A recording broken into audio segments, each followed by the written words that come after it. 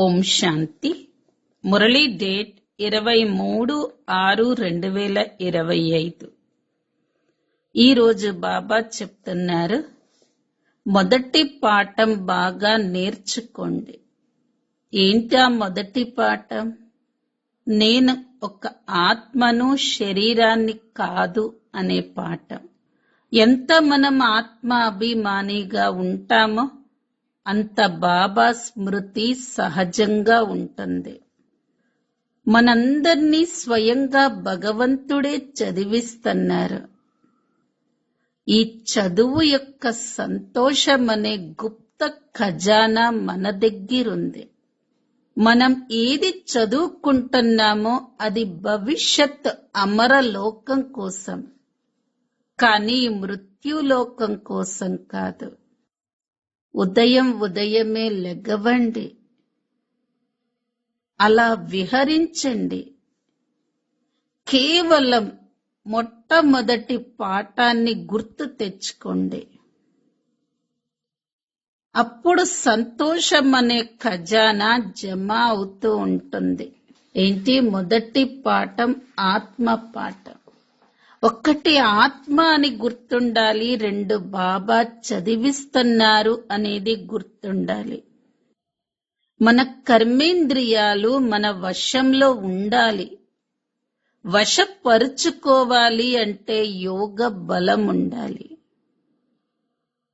యోగ బలంతోనే కర్మేంద్రియాలన్నింటినీ మన వశంలో ఉంచుకోగలుగుతాము. ఒక్క వృక్షపతి అయిన బాబా స్మృతిలో ఉండాలి. సత్యమైన వైష్ణవులుగా అంటే పవిత్రంగా అవ్వాలి. ఉదయమే లెగిచ్చి నేనొక ఆత్మను, శరీరం కాదు అన్న ఈ పాఠాన్ని పక్కా చేసుకోండి. స్వయంగా బాబానే మనల్ని చదివిస్తున్నారు. ఇప్పుడు ఈ దుఃఖ ప్రపంచం పరివర్తన జరిగేదుంది. ఇలా జ్ఞానాన్ని బుద్ధిలో స్మరిస్తూ ఉండాలి. డ్రామా అనుసారంగా సంగమయుగ సమయానికి వరదానం లభించింది. ఏం వరదానం? ప్రతి క్షణం పద్మాల సంపాదన జమ చేసుకునే వరదానం. ఈ వరదానాన్ని స్వయం కోసం ఉపయోగించుకోండి. ఇతరులకు దానం చెయ్యండి. సంకల్పాల ఖజానా, జ్ఞాన ఖజానా, స్థూల ధన ఖజానా కార్యంలో ఉపయోగించి రిటర్న్లో పద్మాల సంపాదన జమ చేసుకోండి. ఈ సమయంలో స్థూల ధనం కూడా ఈశ్వరీయ కార్యంలో సమర్పణ చెయ్యండి. ఒక్క నయా పైసా ఒక రత్న సమానమైన విలువైందిగా అయిపోతుంది. అన్ని ఖజానాలు స్వయం కోసం మరియు సేవ కోసం కార్యంలో ఉపయోగించండి. అప్పుడే పద్మాపదం భాగ్యవంతులుగా అవుతారు. ఎక్కడైతే హృదయపూర్వక స్నేహం ఉంటుందో అక్కడ అందరి సహయోగం సహజంగానే లభిస్తుంది. ఎప్పుడు స్నేహం లభిస్తుంది? సహయోగం ఎప్పుడు లభిస్తుందంటే స్నేహం ఉన్నప్పుడు. ఈరోజు ఏం గుర్తుంచుకోవాలి? నేను పద్మాపదం భాగ్యవాన్ ఆత్మను. సంగమ యుగానికి వరదానం ఉంది. ప్రతి క్షణం పద్మాల సంపాదన జమ చేసుకోవచ్చు. ఈ రోజటి మధుర మహావాక్యాలు. మధురమైన పిల్లలు, నేనొక ఆత్మను, శరీరాన్ని కాదు అన్నదే మీ మొట్టమొదటి పాఠం. ఆత్మ అభిమానిగా ఉన్నట్లయితే బాబా స్మృతి ఉంటుంది. ప్రశ్న: పిల్లలైన మీ వద్ద, మనుషుల వద్ద లేని ఏ గుప్తమైన ఖజానా ఉంది? జవాబు: మిమ్మల్ని స్వయంగా భగవంతుడైన తండ్రి చదివిస్తారు. ఈ చదువు గురించి సంతోషమనే గుప్తమైన ఖజానా మీ వద్ద ఉంది. మేము ఏదైతే చదువుతున్నామో అది భవిష్యత్ తమర లోకం కోసమే కాని ఈ మృత్యులోకం కోసం కాదు అని మీకు తెలుసు. ఉదయమే లెగిచి విహరించండి, తిరగండి. కేవలం మొట్టమొదటి పాఠాన్ని స్మృతి చెయ్యండి. తద్వారా సంతోషమనే ఖజానా జమ అవుతూ ఉంటుంది అని బాబా అంటారు. ఓం శాంతి. పిల్లలు ఆత్మ అభిమానులుగా కూర్చున్నారా? స్వయాన్ని ఆత్మగా భావిస్తూ కూర్చున్నారా అని బాబా పిల్లలను అడుగుతున్నారు. ఆత్మలైన మనల్ని పరమాత్మ అయిన తండ్రి కూర్చొని చదివిస్తున్నారు. మనం దేహం కాదు, ఆత్మ అన్న స్మృతి పిల్లలకు కలిగింది. పిల్లలను దేహి అభిమానులుగా చేసేందుకే కష్టపడవలసి వస్తుంది. ఆత్మ అభిమానులుగా ఉండలేరు. గడియ దేహ అభిమానంలోకి వచ్చేస్తారు. కావుననే బాబా ఆత్మ అభిమానులుగా ఉంటున్నారా అని అడుగుతారు. ఆత్మ అభిమానిగా ఉన్నట్లయితే బాబా స్మృతి ఉంటుంది. దేహ అభిమానులుగా ఉన్నట్లయితే లౌకిక సంబంధికులు గుర్తుకొస్తారు. మొట్టమొదట నేనొక ఆత్మను అన్నది గుర్తుంచుకోవాలి. ఆత్మనైన నాలో 84 జన్మల పాత్ర నిండి ఉంది అన్నది పక్కా చేసుకోవాలి. మనం ఆత్మలం.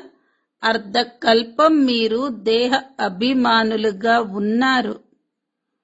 ఇప్పుడు కేవలం సంగమ యుగంలోనే పిల్లలను ఆత్మ అభిమానులుగా చెయ్యటం జరుగుతుంది. స్వయాన్ని దేహంగా భావించినట్లయితే బాబా గుర్తుకు రారు. కావున మొట్టమొదట ఆత్మలైన మనం అనంతమైన తండ్రి పిల్లలము అన్నది పక్కా చేసుకోవాలి. దైహిక తండ్రిని స్మృతి చెయ్యటం ఎప్పుడూ నేర్పించబడదు. పారలౌకిక తండ్రినైన నన్ను స్మృతి చెయ్యండి. ఆత్మ అభిమానులుగా అవ్వండి అని ఇప్పుడు బాబా అంటారు. దేహ అభిమానులుగా అవ్వటం ద్వారా దైహిక సంబంధాలు గుర్తుకొస్తాయి. స్వయాన్ని ఆత్మగా భావిస్తూ తండ్రిని స్మృతి చెయ్యండి. ఇందులోనే శ్రమ ఉంది. ఇది ఎవరు అర్థం చేయిస్తున్నారు?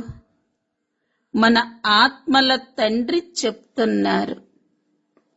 వారినే అందరూ తండ్రి, మీరు రండి, మీరొచ్చి దుఃఖాల నుండి విముక్తులను చెయ్యండి అని తలుచుకుంటూ ఉంటారు.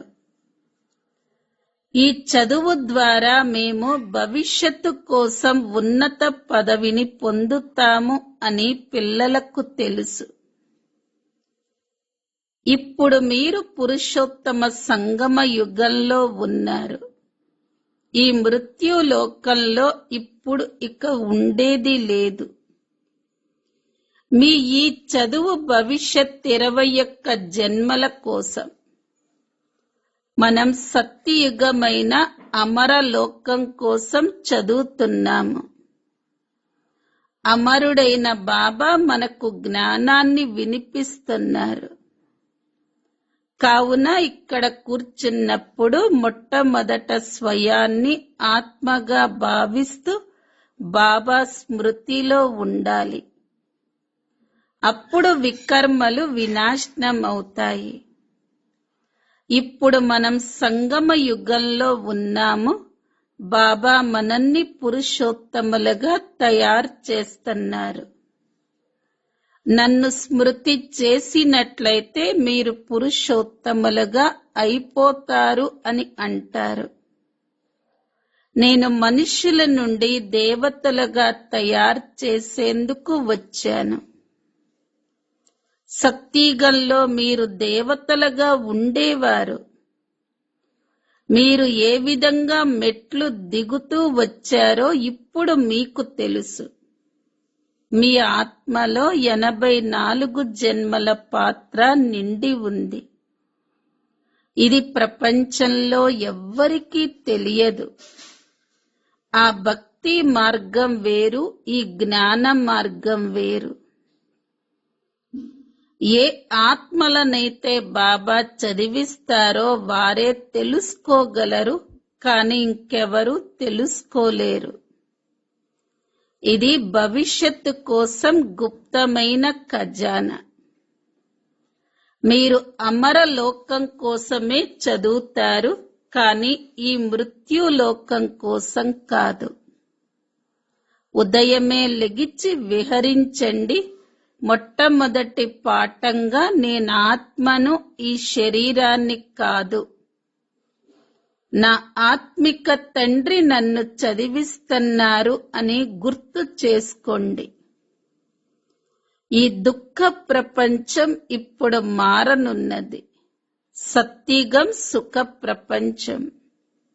బుద్ధిలో జ్ఞానమంతా ఉంది. ఇది ఆధ్యాత్మిక జ్ఞానం. జ్ఞాన సాగరుడైన బాబా ఆత్మిక తండ్రి. తాను దేహాన్ని ధరించిన ఆత్మకు తండ్రి.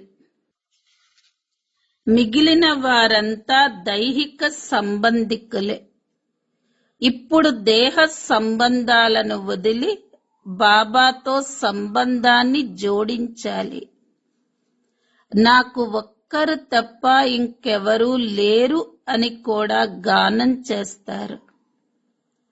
మన ఒక్క తండ్రిని స్మృతి చేస్తాము.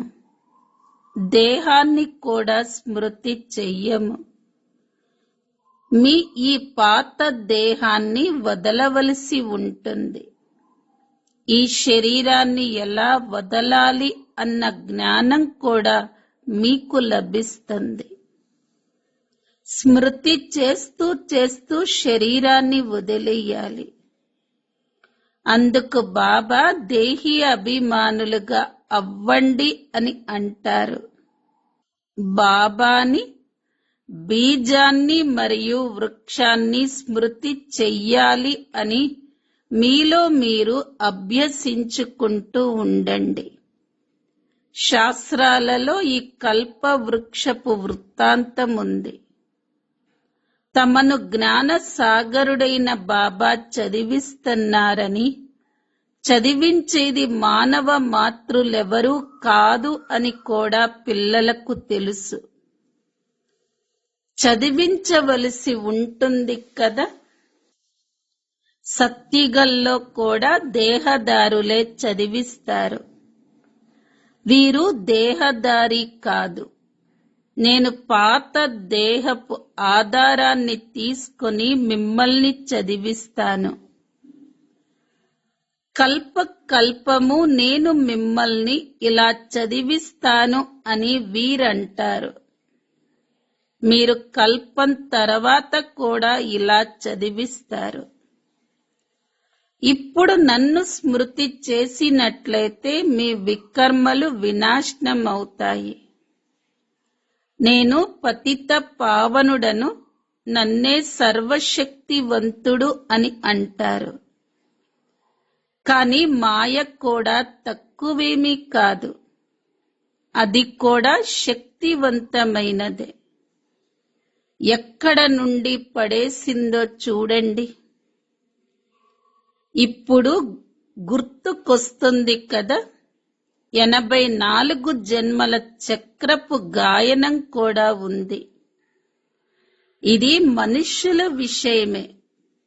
జంతువుల విషయమేమిటి అని ఎంతో మంది అడుగుతారు. అరే, ఇక్కడ జంతువుల విషయం లేదు.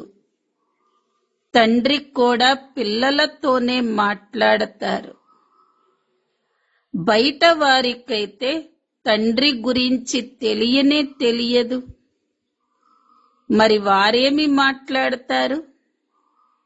మేము తండ్రిని కలుసుకోవాలనుకుంటున్నాము అని కొందరంటారు.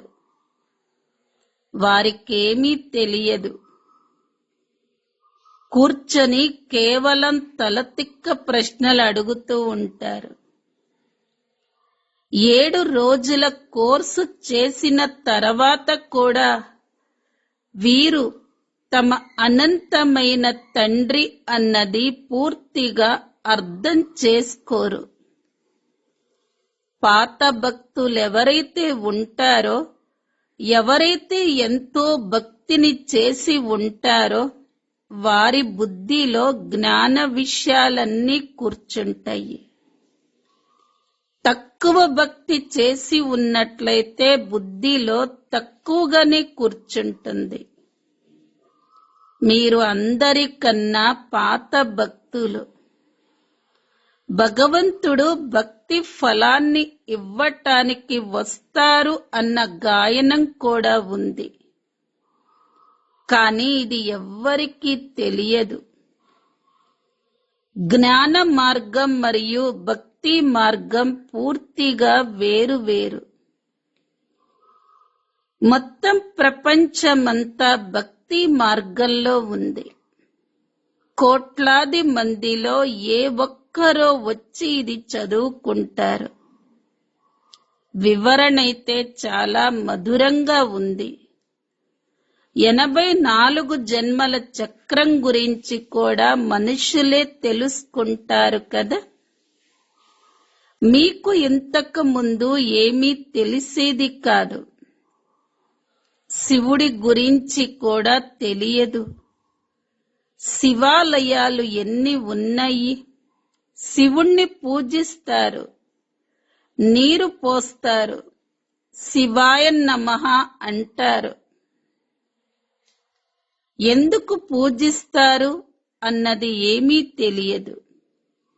లక్ష్మీనారాయణుల పూజను ఎందుకు చేస్తారు? వారు ఏమయ్యారు అన్నది ఏమీ తెలియదు.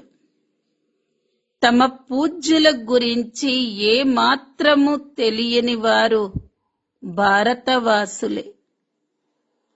క్రీస్తు ఫలానా సంవత్సరంలో వచ్చారు, వచ్చి స్థాపన చేశారు అని క్రైస్తవులకు తెలుసు. శివ్ బాబా గురించి ఎవ్వరికీ తెలియదు. పతిత పావనుడు అని శివుడునే అంటారు. తానే ఉన్నతోన్నతమైన వారు. వారి సేవను అందరికన్నా ఎక్కువగా చేస్తారు. తాను సర్వుల సద్గతి దాత. వారు మిమ్మల్ని ఎలా చదివిస్తారో చూడండి. బాబా మీరొచ్చి పావనంగా తయారు చెయ్యండి అని వారిని పిలుస్తారు. మందిరంలో ఎంతగా పూజ చేస్తారు, ఎంతగా అట్టహాసం జరుపుకుంటారు, ఎంతో ఖర్చు చేస్తారు. శ్రీనాథ మందిరానికి, జగన్నాథ మందిరానికి వెళ్లి చూడండి. నిజానికి ఇరువురు ఒక్కరే.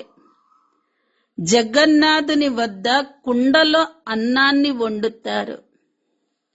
శ్రీనాథుడి వద్ద ఎన్నో పిండి వంటలను తయారు చేస్తారు. తేడా ఎందుకుంది?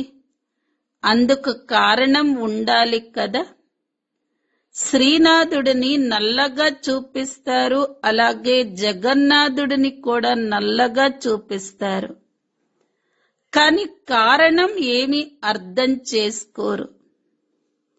జగన్నాథులు అని లక్ష్మీనారాయణులను అంటారా, లేక రాధాకృష్ణులను అంటారా? రాధాకృష్ణులు లక్ష్మీనారాయణుల సంబంధం ఏమిటి అన్నది కూడా ఎవ్వరికీ తెలియదు. మేము పూజ్య దేవతలుగా ఉండేవారిమి, ఇప్పుడు మళ్లీ పూజారులుగా అయ్యాము అని పిల్లలైన మీకు తెలిసింది. చక్రాన్ని చుట్టి వచ్చారు. ఇప్పుడు మనం మళ్ళీ దేవతలుగా అయ్యేందుకు చదువుతాము. ఇలా మనుష్యులు ఎవరూ చదివించరు. భగవాను వాచ అని ఉంది.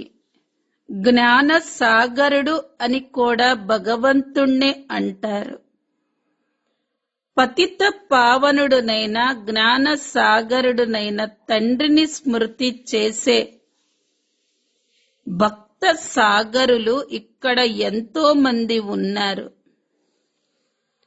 మీరు పతితులుగా అయ్యారు, మళ్ళీ తప్పకుండా పావనంగా అవ్వాలి. ఈ ప్రపంచమే పతిత ప్రపంచం. ఇది స్వర్గం కాదు. వైకుంఠం ఎక్కడ ఉన్నది అన్నదెవ్వరికీ తెలియదు. వైకుంఠవాసి అయ్యారు అని అంటారు. మరి అలాంటప్పుడు మీరు వారికి నరకంలోని భోజనాన్ని ఎందుకు తినిపిస్తారు? సత్తిగల్లో ఎన్నో ఫలాలు పుష్పాలు ఉంటాయి. ఇక్కడేముంది? ఇది నరకం. బాబా ద్వారా మనం స్వర్గవాసులుగా అయ్యేందుకు పురుషార్థం చేస్తున్నామని ఇప్పుడు మీకు తెలుసు. పతితుల నుండి పావనులుగా అవ్వాలి. బాబా యుక్తి తెలియచేశారు. కల్ప కల్పము తెలియచేస్తూనే ఉంటారు. నన్ను స్మృతి చేసినట్లయితే వికర్మలు వినాశనమవుతాయి. మీరు పురుషోత్తమ సంగమ యుగంలో ఉన్నారని ఇప్పుడు మీకు తెలుసు. బాబా మేము 5000 సంవత్సరాల క్రితం ఇలా అయ్యాము అని మీరే అంటారు. కల్ప కల్పము ఈ అమర కథను బాబా నుండి వింటామని మీకే తెలుసు. శివ్ బాబానే అమరనాథుడు. అంతేకాని తాను కూర్చొని పార్వతీకి అమర కథను వినిపిస్తాడు అని కాదు. అది భక్తి. మీరు జ్ఞానాన్ని మరియు భక్తిని అర్థం చేసుకున్నారు. బ్రాహ్మణుల పగలు, మళ్ళీ బ్రాహ్మణుల రాత్రి. బాబా అర్థం చేయిస్తారు. మీరు బ్రాహ్మణులే కదా. ఆది దేవుడు కూడా బ్రాహ్మణుడే. అతడిని దేవత అని అనరు. ఆది దేవుని వద్దకు వెళతారు. అలాగే దేవీల పేర్లు కూడా ఎన్ని ఉన్నాయి. మీరు సేవ చేశారు కావుననే మీ గాయనముంది. భారతదేశం ఏదైతే నిర్వికారంగా ఉండేదో అది మళ్ళీ వికారీగా అయిపోతుంది. ఇప్పుడిది రావణ రాజ్యం కదా. సంగమ యుగంలో పిల్లలైన మీరు ఇప్పుడు పురుషోత్తములుగా అవుతారు. మీ వద్ద ఇప్పుడు బృహస్పతి దశ అవినాశిగా కూర్చుంటుంది. కావుననే మీరు అమరపురికి అధిపతులుగా అయిపోతారు. బాబా మిమ్మల్ని మనుషుల నుండి దేవతలుగా తయారు చేసేందుకు చదివిస్తున్నారు. స్వర్గాధిపతులుగా అవ్వటాన్ని బృహస్పతి దశ అని అంటారు. మీరు స్వర్గమైన అమరపురిలోకి తప్పకుండా వెళతారు. చదువులో అవుతే దశలు పైకి కిందకి అవుతూ ఉంటాయి. స్మృతినే మర్చిపోతారు.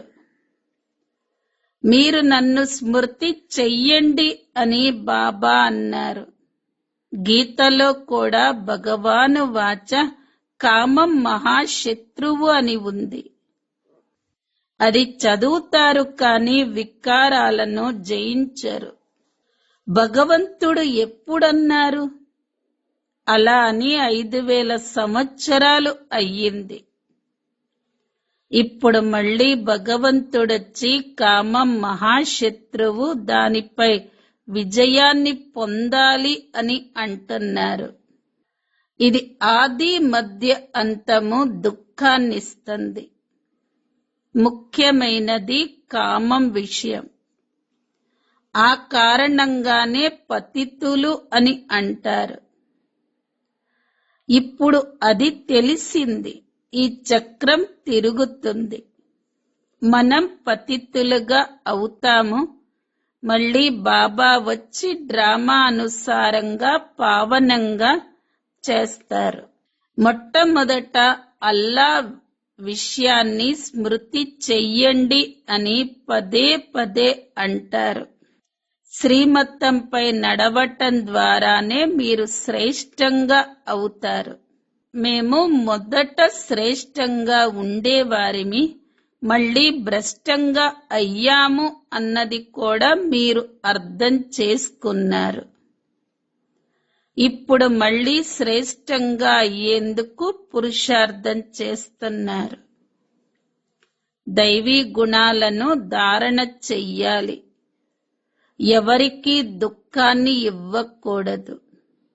అందరికీ దారిని తెలియచేస్తూ వెళ్ళండి. నన్ను స్మృతి చేసినట్లయితే పాపాలు తొలగిపోతాయి అని బాబా అంటారు. పతిత పావన అని మీరు నన్నే పిలుస్తారు కదా. పతిత పావనుడు ఏ విధంగా వచ్చి పావనంగా తయారు చేస్తారో ఎవ్వరికీ తెలియదు. కల్పపూర్వం కూడా నన్నొక్కడే స్మృతి చెయ్యండి అని బాబా అన్నారు. ఇది యోగ అగ్ని. దీని ద్వారా పాపాలు దగ్ధమవుతాయి. మలినాలు తొలగటం ద్వారా ఆత్మ పవిత్రంగా అయిపోతుంది. కల్తీని బంగారంలోనే కలుపుతారు. దానితో నగలు కూడా అలాగే తయారవుతాయి. ఆత్మలో మలినాలు ఎలా కలుస్తాయో ఇప్పుడు బాబా మీకు అర్థం చేయించారు. ఇక వాటిని తొలగించాలి. డ్రామాలో బాబాకి కూడా పాత్ర ఉంది. వారొచ్చి పిల్లలైన మిమ్మల్ని దేహి అభిమానులుగా తయారు చేస్తారు. పవిత్రంగా కూడా అవ్వాలి. సత్యుగంలో మనం వైష్ణవులుగా ఉండేవారిమని మీకు తెలుసు. అప్పుడు పవిత్ర గృహస్థ ఆశ్రమం ఉండేది. ఇప్పుడు మనం పవిత్రంగా అయ్యి విష్ణుపురికి అధిపతులుగా అవుతాము. మీరు డబల్ వైష్ణవులుగా అవుతారు. సత్యమైన వైష్ణవులు మీరే. వారు వికారి వైష్ణవ ధర్మానికి చెందినవారు. మీరు నిర్వికారి వైష్ణవ ధర్మానికి చెందినవారు. ఇప్పుడు ఒకటేమో బాబాని స్మృతి చేస్తారు, మరియు బాబాలో ఏ జ్ఞానమైతే ఉందో దానిని మీరు ధారణ చేస్తారు. మీరు రాజాది రాజులుగా అవుతారు. వారు రాజులుగా అల్పకాలికంగా ఒక జన్మ కోసం అవుతారు. మీ రాజ్యం 21 తరాలు అనగా పూర్ణ ఆయుష్ వరకు కొనసాగుతుంది. అక్కడ అకాల మృత్యు అనేది ఎప్పుడూ ఉండదు. మీరు మృత్యుపై విజయాన్ని పొందుతారు. ఎప్పుడైతే సమయం పూర్తవుతుందో అప్పుడు ఈ పాత శరీరాన్ని వదిలి కొత్త దానిని తీసుకోవాలి అని అర్థం చేసుకుంటారు. మీకు సాక్షాత్కారం అవుతుంది. సంతోషపు భజంత్రీలు మ్రోగుతూ ఉంటాయి. తమో ప్రధాన శరీరాన్ని వదిలి సతో ప్రధాన శరీరాన్ని తీసుకోవటం సంతోషకరమైన విషయమే కదా. అక్కడ 150 సంవత్సరాల ఆయుష్ ఉంటుంది. ఇక్కడైతే అకాల మృత్యువులు జరుగుతూ ఉంటాయి. ఎందుకంటే ఇక్కడ భోగీలుగా ఉన్నారు. ఏ పిల్లల యోగమైతే యథార్థంగా ఉంటుందో వారి సర్వ కర్మేంద్రియాలు యోగ బలం ద్వారా వశమయ్యి ఉంటాయి. పూర్తిగా యోగం ఉండటం ద్వారా కర్మేంద్రియాలు శీతలమైపోతాయి. సత్యుగంలో మిమ్మల్ని ఏ కర్మేంద్రియం మోసగించవు. ఏ కర్మేంద్రియాలు మోసగించవు. కర్మేంద్రియాలు అదుపులో లేవు అని అక్కడ ఎప్పుడూ అనరు. మీరు చాలా ఉన్నతోన్నతమైన పదవిని పొందుతారు. దీనిని బృహస్పతి యొక్క అవినాశి దశ అని అంటారు. వృక్షపతి మనుష్య సృష్టికి బీజ రూపుడు బాబానే. బీజమైన తండ్రి పైన ఉన్నారు. వారిని పైనే స్మృతి చెయ్యటం జరుగుతుంది. ఆత్మ తండ్రిని స్మృతి చేస్తుంది. అనంతమైన తండ్రి మనల్ని చదివిస్తున్నారు అని పిల్లలైన మీకు తెలుసు. అమర కథను వినిపించేందుకు వారు ఒకేసారి వస్తారు.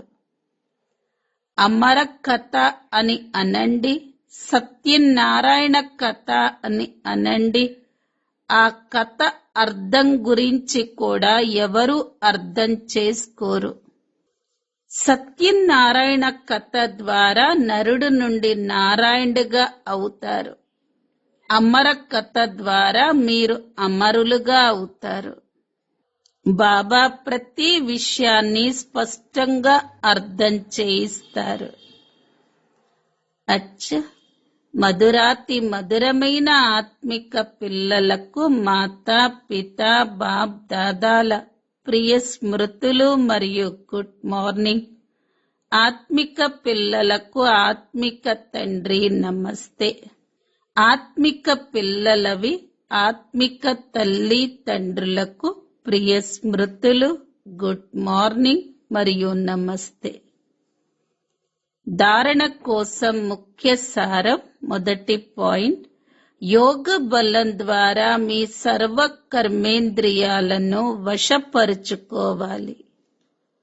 ఒక వృక్షపతి అయిన తండ్రి స్మృతిలో ఉండాలి. సత్యమైన వైష్ణవులుగా అనగా పవిత్రులుగా అవ్వాలి.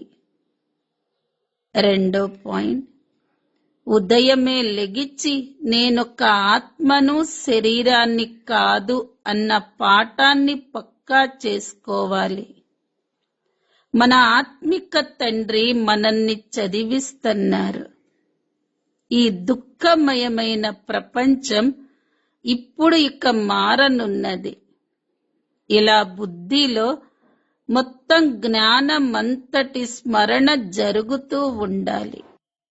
వరదానం, ప్రతి ఖజానాను కార్యంలో వినియోగించి పద్మాల సంపాదనను జమ చేసుకునే పద్మా పదం భాగ్యశాలి భవ. ప్రతి క్షణం పద్మాల సంపాదనను జమ చేసుకునే వరదానం డ్రామాలో సంగమ సమయానికి లభించింది.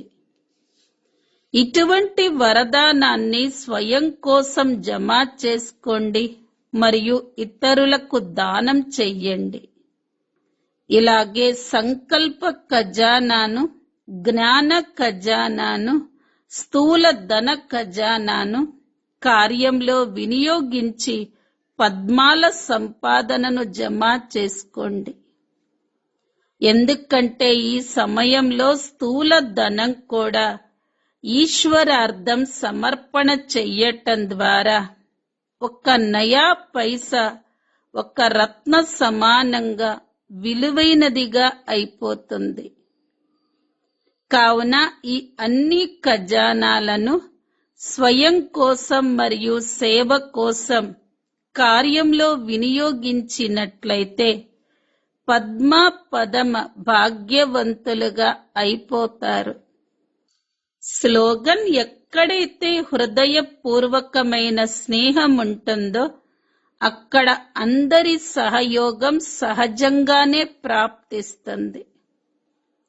అవ్యక్త ప్రేరణ పాయింట్: ఆత్మిక స్థితిలో ఉండే అభ్యాసం చెయ్యండి, అంతర్ముఖులుగా అవ్వండి. ఇప్పుడు మీరు ఎంత పారదర్శకంగా అవ్వాలంటే మీ శరీరంలో విరాజమానమై ఉన్న ఆత్మ స్పష్టంగా అందరికీ కనిపించాలి. మీ ఆత్మిక స్వరూపము వారికి తమ ఆత్మిక స్వరూపాన్ని సాక్షాత్కారం చేయించాలి. దీనినే అవ్యక్త స్థితి లేక ఆత్మిక స్థితిని అనుభవం చేయించటము అని అంటారు. నిర్దోష భావన యొక్క గుణంతో శీతలత శక్తితో సంపన్నంగా. మమ్మ ఎప్పుడూ కూడా ఎవరిని దోషము అనగా అవగుణాల యొక్క దృష్టితో చూడలేదు. ప్రతి ఒక్క పిల్లవాడిని కూడా నిర్దోష భావనతోనే చూశారు. నా పిల్లలలో ఎలాంటి దోషము లేదు. ఇది మాయా రాజ్యం, మాయ పిల్లల్ని వెంటాడుతుంది, కానీ వీరి విజయం నిశ్చితమై ఉంది. ఇలాంటి నిర్దోష భావన యొక్క గుణంతో వారిలో శీతలత శక్తి నిండింది. వారి ద్వారా ప్రతి ఒక్కరికి శీతలత యొక్క అనుభవం జరిగింది. ప్రతి ఒక్క పిల్లవాడు కూడా, అంటే ప్రతి ఒక్క బ్రాహ్మణ ఆత్మ కూడా మమ్మకు సమీపంగా వెళ్ళాలి అని కోరుకునేటువంటి వారు. మరి మనం కూడా శీతలత శక్తితో సంపన్నంగా కావడం కోసం తన భావనలను నిర్దోషిగా తయారు చేసుకుందాము. ఓం శాంతి.